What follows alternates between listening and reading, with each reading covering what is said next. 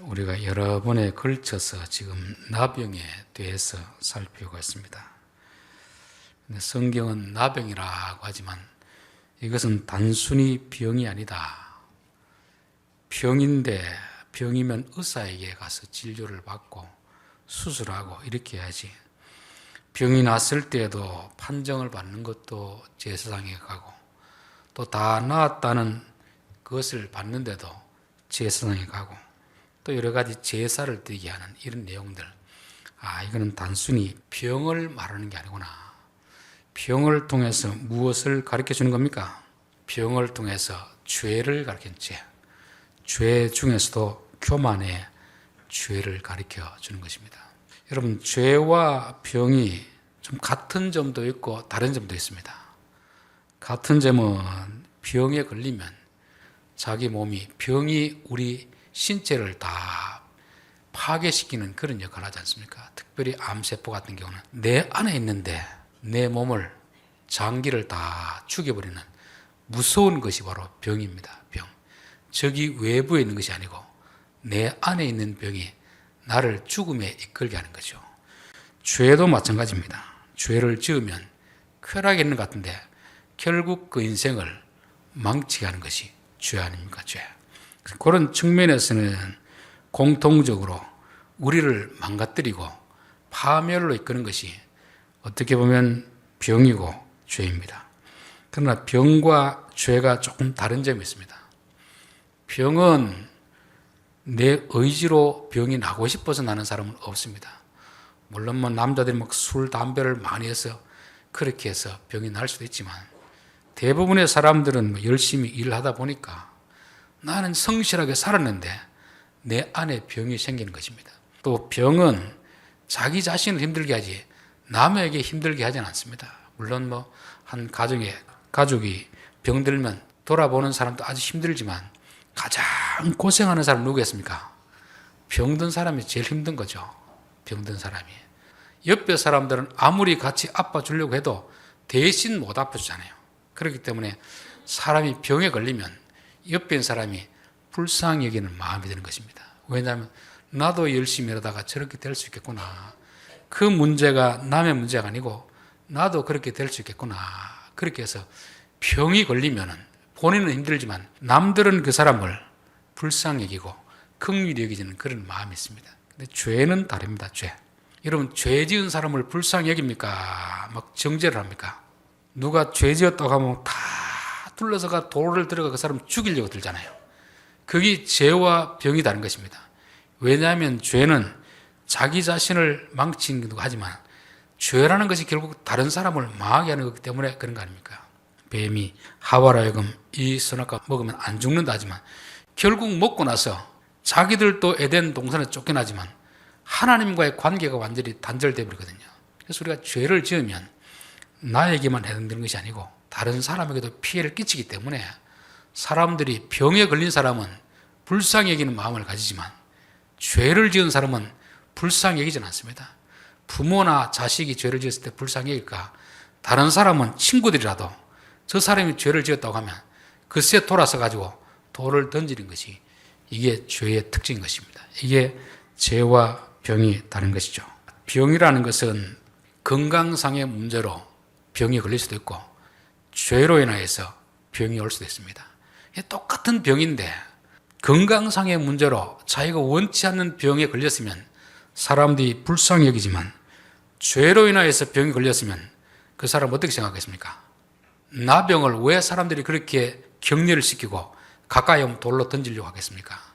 그것은 단순히 육체적인 연약함이 생기는 병이 아니고 죄로 인하여서 죄의 원인이 결과가 되어서 병으로 났기 때문에 그렇게 기피하는 것입니다. 예를 들면 우리가 감기 걸렸을 때 감기 걸려서 고생하는 사람 누가 미워할 사람이 없지 않습니까? 불쌍히 여기는 마음이 있습니다. 그런데 만약에 남자가 성병이 걸렸다고 하면은 부인이 남편을 정성껏 간호하겠습니까? 미워가지고 쫓아내고 싶겠습니까? 쫓아내고 싶겠죠. 왜냐하면 그 병은 단순히 육체적 병이 아니고 죄를 지어서 생긴 병이기 때문에 그렇게 미워하고 돌을 던지고 그렇게 하는 것입니다. 그래서 모든 병이 죄로부터 생기는 건 아니지만 그러나 어떤 병은 죄의 결과로 생기는 병이 있다. 그 대표적인 병이 바로 나병이라는 것입니다. 야고보서 5장에 보면은 너희 중에 병든 자가 있느냐? 그는 교회 장로들을 청할 것이요. 그들은 주의 이름으로 기름을 바르며 그를 위하여 기도할지니라. 믿음의 기도는 병든 자를 구원하리니 주께서 그를 일으키시리라. 혹시 죄를 범하였을지라도 사하심을 받으리라. 그러므로 너희 죄를 서로 고백하며 병 낫기를 위하여 서로 기도하라. 의인의 간구는 역사하는 힘이 있느니라. 너희 중에 병든 자가 있느냐? 병이 들었으면 1차적으로 치료를 해야 되지만, 그러나 혹시 모르니까 죄로 인하여서 병이 걸릴 수도 있으니까 죄를 회개하라는 것입니다. 그냥 육체적인 문제로 병이 났으면 그 수술을 하고 회복을 하면 됩니다. 그러나 죄로 인하여서 병이 걸렸으면 육체적으로 회복한다고 되는 게 아니잖아요.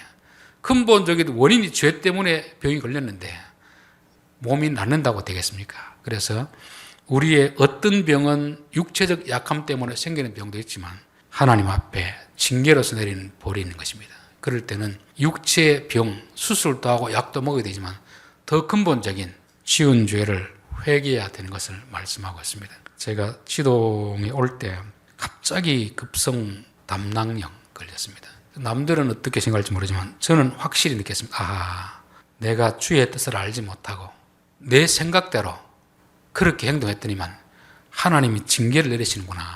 그래서 즉각 하나님 앞에 하나님 내 생각을 내려놓고 하나님의 뜻을 묻겠습니다.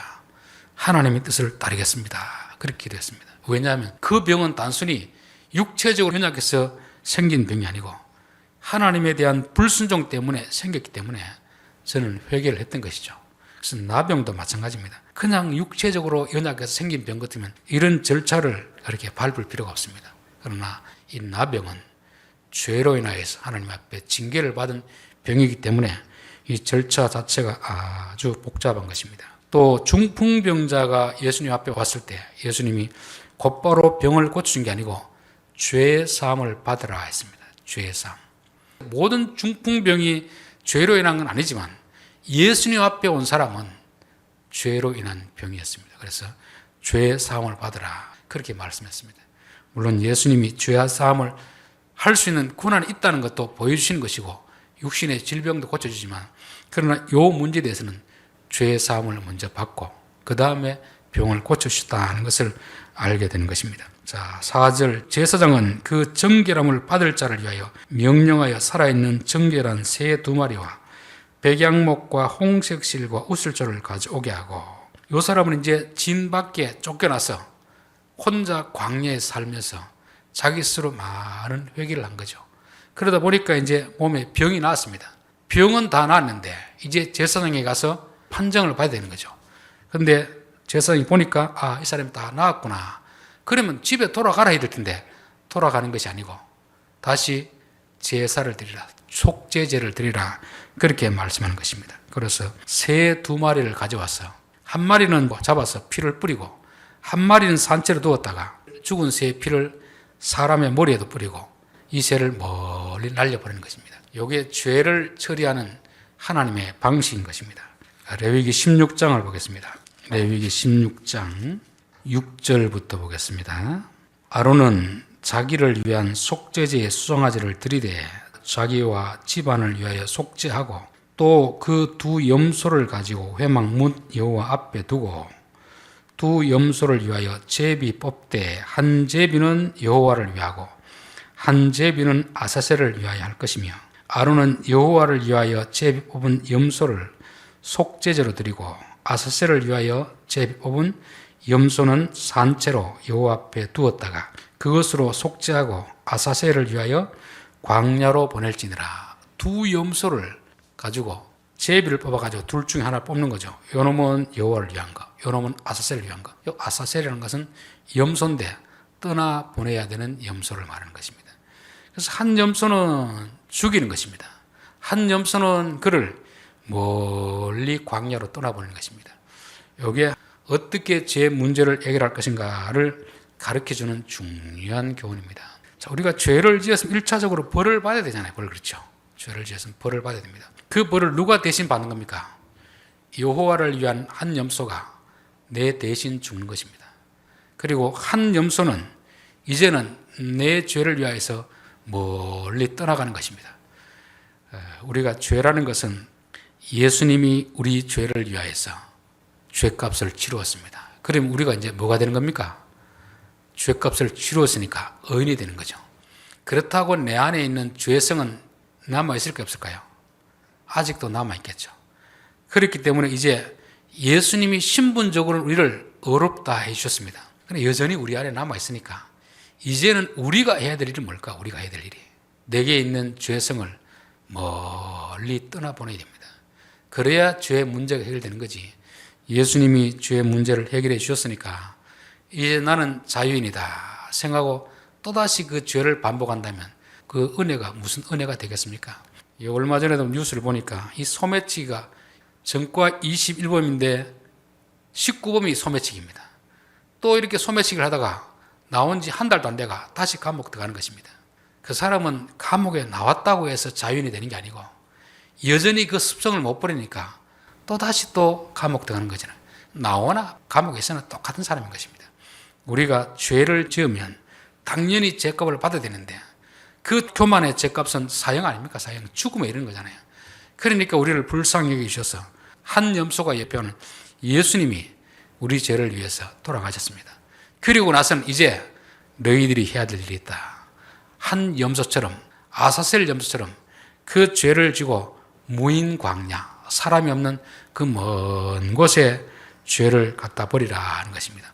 이 두 가지가 되어야 온전한 죄의 용서가 되는 것입니다. 그런데 오늘날 우리들에게는 이 두 가지 중에서 하나만 강조하잖아요. 예수 믿고 의롭다함을 받았으니까 이제 나는 어떻게 살든지 상관이 없다. 이게 이단의 교리 아닙니까? 우리가 의롭다함을 받았으면 이제부터 계속해서 내 안에 남아있는 죄성을 저기 멀리 갖다 버려야 되는 것입니다. 더 이상 그놈이 내게 찾아오지 못할 정도로 멀리 갖다 버려야 되는 것을 말씀하는 거죠. 그래서 하나님 우리에게 죄 용서하실 때 두 가지 측면에서 합니다. 예수님이 우리를 대신해서 해결해 주는 그 부분이 있고 또 하나는 우리가 해결해야 될 그 부분이 있습니다. 수렁에 빠졌을 때는 너 스스로 나와라 못 나오잖아요.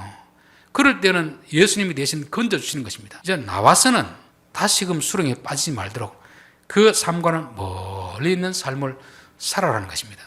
저는 암 환자들을 볼 때마다 그런 생각이 듭니다. 암이 걸렸으면 내 안에 암 내가 스스로 해결하지 못하잖아요. 그러면 의사에 가서 어떻게 됩니까? 도움을 받아야 되죠. 암 수술을 하고 항암 주사를 맞고 그렇게 해서 항암이 나았습니다. 나았다고 다 되는 게 아닙니다. 재발할 수 있거든요.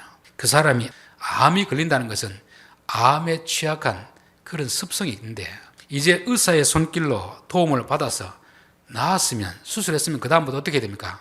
내 스스로 암에 걸리게 되는 그런 음식 조절 또 운동도 하고 또 성격도 이제는 좀 고쳐나가야 그래야 수술하는 것이 그대로 유지되지.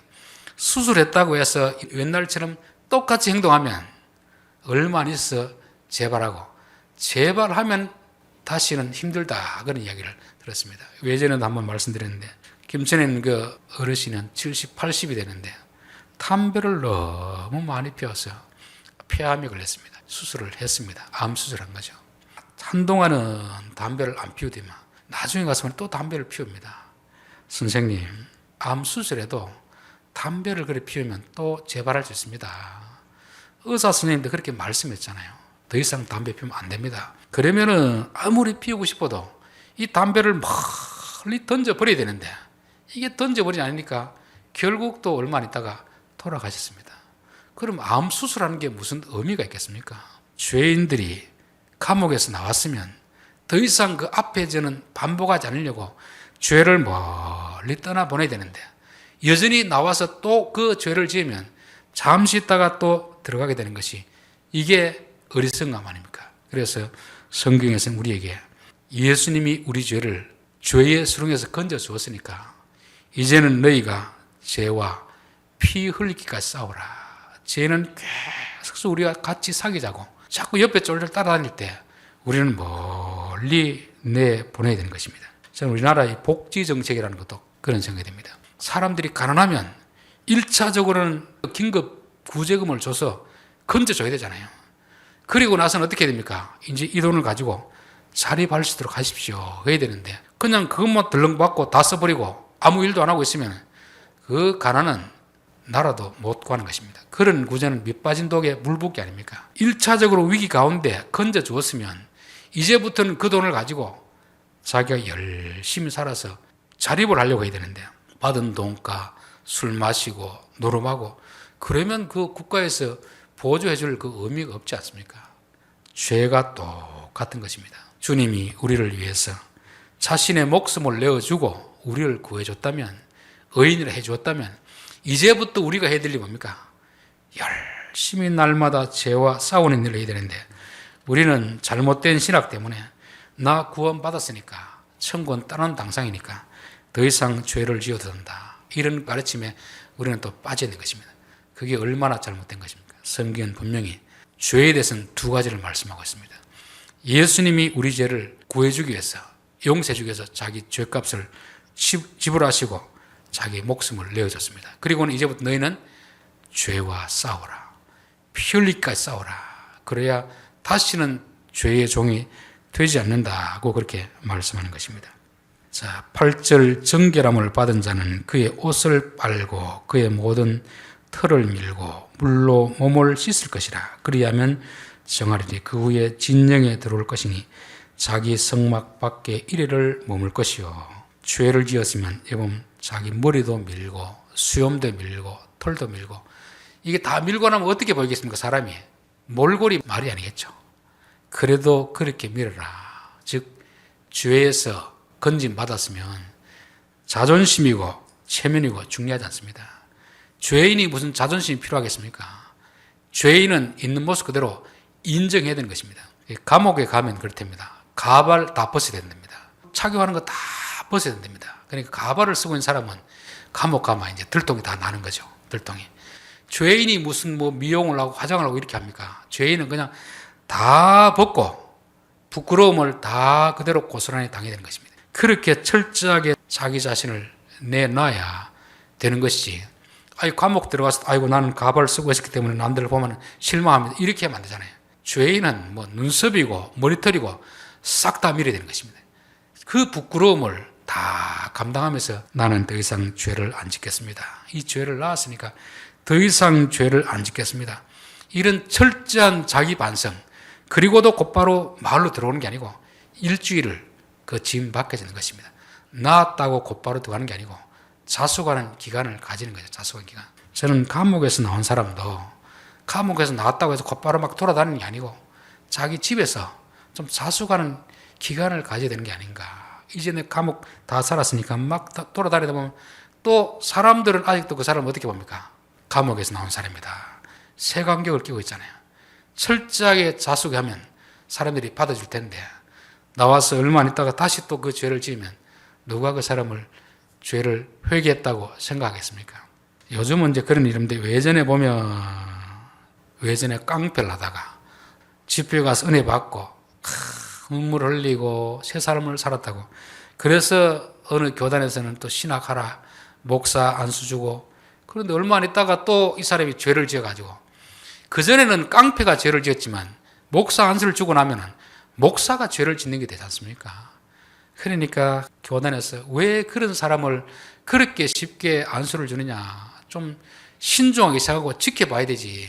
그냥 그 앞에서 회개한 척 하니까 안수를 주고 가서 너무 경솔하다고 그렇게 책망하고 비판이 이랬던 적이 있습니다. 죄를 지었으면 철저하게 사람들 앞에서 뉘우치고 회개하는 자숙한 기간이 있어야 되는 것입니다. 다윗과 사울의 차이가 뭔지 아십니까? 사울은 하나님 앞에 범죄하고 사무엘이 왜 당신 그렇게 하나님 말씀 안 듣습니까? 사무엘상 15장 3절에 사울이 이르되 내가 범죄하였을지라도 이제 청하옵나니 내 백성의 장로들 앞과 이스라엘 앞에서 나를 높이사 나와 함께 돌아가서 내가 당신의 하나님 여호와께 경배하게 하소서. 하나님의 말씀을 어겼기 때문에 사무엘은 더 이상 그와 함께하지 않겠다고 했습니다. 그러니까 사울은 선지자 사무엘이요, 나의 자존심 있지 않습니까? 내가 그래도 왕인데 죄를 지었더라도 그래도 백성들 보는 앞에서 나와 같이 가십시다. 그래서 내가 하나님께 예배드리는 걸 좀 보여주십시다. 쇼 하자는 거 아닙니까? 쇼. 죄를 지은 사람이 무슨 왕이라고 자기 체면, 자존심 다 세우려고 하니까 이 왕은 더 이상 하나님 앞에 용서받을 기회가 없는 것입니다. 그러나 다윗은 자기 죄가 들추어졌을 때 옷을 찢고 통곡하면서 하나님 앞에 회개하는 것입니다. 그 앞에 왕의 자존심이 됐습니까? 죄인이. 죄를 지으시면 죄인으로서 달게 죄를 받아야 되는데 그렇지 않으니까 문제가 되는 것입니다. 자, 10절 8째 날에 그는 흠없는 어린 순양 2마리와 1년 된 흠없는 어린 양 1마리와 또 고운 가루 10분의 3 에바에 기름 섞은 소재물과 기름 한 록을 취할 것이요. 그렇게 철저하게 자존심 다 버리고 일주일 동안 자숙하고 8째 날에는 이제 속건제를 드리라. 속건제. 여러분, 속건제는 뭐가 속건제죠? 남에게 피해를 입은 만큼 보상을 하는 거예요. 보상. 그냥 회개한다고 해서 용서받는 게 아니고 철저하게 회개를 하고 남에게 피해를 입은 만큼 보상을 해주라. 그렇게 말씀하는 것입니다. 우리 한국교회 안에서도 죄에 대해서 또 다른 잘못된 것이 뭐냐면 하나님 앞에 회개했으니까 다 되었다고 생각하는데 하나님 앞에 회개했다고 다 되는 게 아니고 마태복음 5장 23절에도 보면은 그러므로 예물을 제단에 드리려다가 거기서 내 형제에게 원망 들을 만한 일이 있는 것이 생각나거든 예물을 제단 앞에 두고 먼저 가서 형제와 화목하고 그 후에 와서 예물을 드리라. 그러니까 성령께서 너 이거 잘못했다 깨닫게 해주면은 즉시로 가서 그 형제에게 찾아가서 내가 의도한 건 아닌데 내가 잘못했습니다. 그러면 그 사람에게 용서를 받고 그 다음에 와서 하나님 앞에 용서를 받으려고 해야 되는데 우리는 내가 죄 지은 사람에게는 찾아갈 생각도 하지 않습니다. 손에 끼친 걸 갚을 생각도 하지 않습니다. 그리고 하나님 앞에 와서 울고불고 하는 거죠. 하나님이 용서해 주겠습니까? 안 해주겠습니까? 땅에서 매면 하늘에서도 매일 것이요 땅에서 풀면 하늘에서도 풀릴 것이라. 땅에서 피해자가 너를 용서해 주면 하나님이 하늘에서도 용서해 줄 것이고 땅에서 그 사람이 용서 안 해주면 하나님도 용서 안 해준다는 거 아닙니까? 그래서 우리가 우리에게 죄 지은 자를 용서해 주었듯이 하나님 우리 죄를 용서해 주십시오. 이게 주기도문의 가르침 아닙니까? 그리고 또 마태복음 가르침이고. 그런데 우리는 내가 남에게 피해를 끼쳐놓고 아무런 해결 안 하고 자기는 하나님 앞에 용서받았다고 하는 것입니다. 저는 요즘 보면 이제 어떤 사람들이 유명해지면 과거의 사실, 과거의 죄를 지은 걸 가지고 문제를 삼는 경우가 있습니다. 그 사람은 왜 예전에 학생들을 폭행을 했든지 성적으로 어떤 죄를 지었든지 그때는 피해자들이 다 잊어버리고 있습니다. 근데 그 사람이 이제 유명인이 되니까 그냥 못 있는 거죠. 찾아가서 과거의 사실을 다 이렇게 폭로를 해가지고 그 가는 길을 다 막아버리잖아요. 왜 그렇겠습니까? 자기가 잘못한 것이 있다면 일일이 찾아가서 사과를 했더라면 그 사람이 그렇게 하겠습니까? 잘못해놓고 전혀 사과도 안 하고 이제 세월이 지났으니까 잊어졌겠지. 그렇게 하고 자기가 어떤 일을 하려고 하면 피해당한 사람은 평생 잊혀지지 않거든요. 그 사람이 잘 되려고 하면 쫓아가가지고 계속 끌어내리는 것입니다. 그래서 성경은 우리에게 사람들에게 먼저 용서를 빌어라. 용서를 빌고 그래야 하나님이 용서해 준다는 것입니다. 우리들은 어떤 잘못이 있으면 가만히 생각해 보는 것입니다. 너무 오랜 세월이 지나가지고 그 사람을 만날 수 없으면 다른 방법을 취하든지 해야 되죠. 어느 목사님이 은혜 받고 예전에 자기 어릴 때 살던 그 마을에서 옛날 그 동네 가게 거기서 이제 뭐 껌 훔쳐 먹은 거 이런 게 생각나더랍니다. 이거 내가 그때는 어릴 때 모르고 했었는데 안 되겠다 싶어서 수소문 해가지고 그 마을에 찾아가니까 아직도 그 어르신이 살고 계시더랍니다. 그래 찾아가서 제가 초등학교 다닐 때 어릴 때 어르신 하던 가게에서 제가 껌을 훔쳐 먹었습니다. 그러니 그분이 그걸 가지고 뭘 그러느냐. 아니 그래도 제가 양심에 꺼림직해 가지고 좀 보상을 하려고 합니다. 그러니까 그 어르신이 이 목사님의 그걸 듣고 역시 예수 믿는 사람 다르구나. 나도 예수 믿어야 되겠다. 그렇게 해서 예수 믿었다는 그런 이야기였습니다. 하나님이 우리에게 왜 그렇게 하라고 하겠습니까? 죄를 지었으면 당연히 우리가 주님이 우리의 죄값을 갚아줬다면 내가 해야 될 몫은 당연히 해야 되는데 우리는 내가 해야 될 몫도 하지 않고 그냥 하나님이 다 해주셨다 이렇게 그냥 뭉개는 경우가 얼마나 많이 있습니까? 그래서 저는 임종을 앞둔 분들 보면 항상 그렇게 부탁합니다. 돌아가시기 전에 혹시 마음에 걸리는 사람이 있으면 다 풀고 가십시오. 다 풀고. 또 하나는 아직도 정신이 있을 때 자녀들에게 재산을 제대로 분배해주고 가십시오. 그렇지 않고 돌아가시면 자식들은 그 남겨놓은 재산 때문에 원수가 됩니다. 그렇게 하고. 마지막 하나는 지금까지 예수를 믿었는데 하나님과 내 사이 관계가 어떤가 다시 한번 점검하고 돌아가십시오. 그런 적이 있습니다. 왜냐하면 땅에서 매면 하늘에서도 매일 것이요. 땅에서 불면 하늘에서도 불리리라. 그렇기 때문에 우리 예수 믿는 사람은 절대 남을 억울하게 하면 안 됩니다. 남을 억울하게 하면 그 억울함을 당한 사람이 하나님 앞에 계속 기도를 하거든요. 그들이 결국은 하늘나라에 고소장을 내놓은 거 아닙니까? 그럼 하나님이 고소장을 들고 있거든요. 그럼 빨리 우리가 가서 그분에 가서 내가 잘못했으니까 용서해 주십시오. 그러면 본인이 하나님 앞에 이거 취소해 주십시오. 그러면 이게 없어지는데 그렇지 않으면 계속 머물러 있기 때문에 하나님 우리에게 먼저 피해자에 가서 사고를 하라. 그렇게 말씀하는 것입니다. 기도드리겠습니다.